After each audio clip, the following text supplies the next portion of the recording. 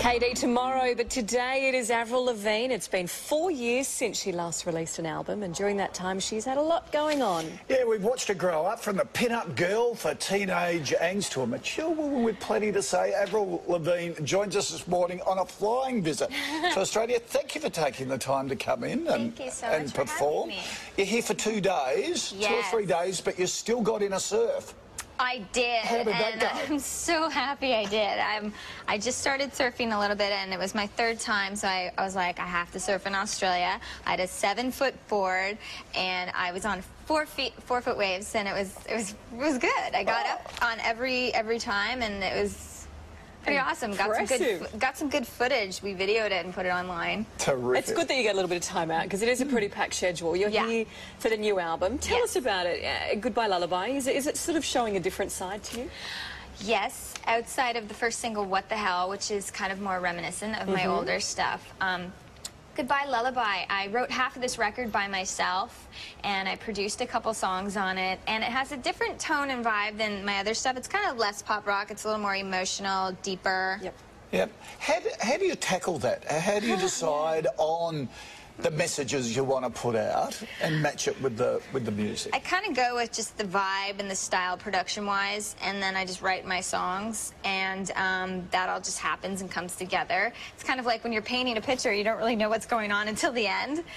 With this, I knew I wanted it to just be an album that was really about my vocal performance and just the instruments, and there's a lot of acoustic guitars and pianos, and that was the vibe I was going for. And my last record, I wanted it to be like a party, anthemic, really upbeat record. So this one has a different tone. Such personal lyrics. When you put them out there and you send it off into the world, I don't know, what's the feeling that you have when suddenly you know that everyone else is going to listen and see the words you've written?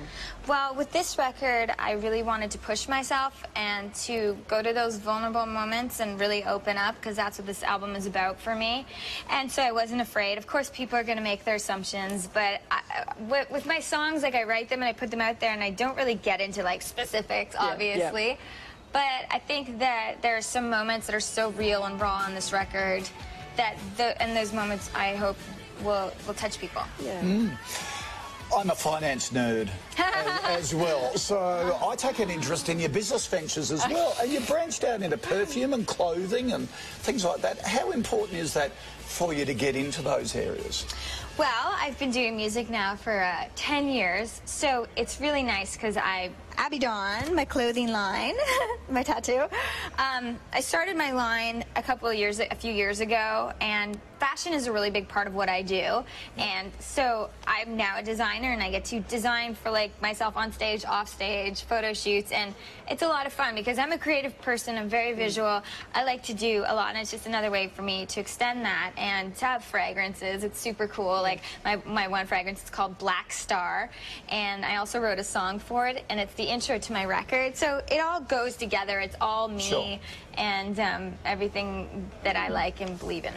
And then sort of on the flip side of all of that is your charity work. Tell us about your foundation. That's the newest thing for me that's been, like, a really awesome project. I just launched the Avril Lavigne Foundation, and I'm going to be working with sick and disabled children and youth, and that's my passion. I've done a lot of stuff with Make-A-Wish Foundation, and that's just what I want to focus on right now, so I'm developing that right now. Tell me about some of the kids that you've met. They must just get such a thrill. It's been really awesome because I've had, like, the opportunity to meet a lot of kids, and it's very inspirational just to see them and the courage that they have, and it's something that just really moves me. There's obviously a lot of things in the world going on, and I just basically had to think about it and what I really wanted to focus on, so I'm really excited about this. I think my fans are always supportive with this as well. There's also a good message to your fans as well. They don't have to have a foundation like you do. They can actually help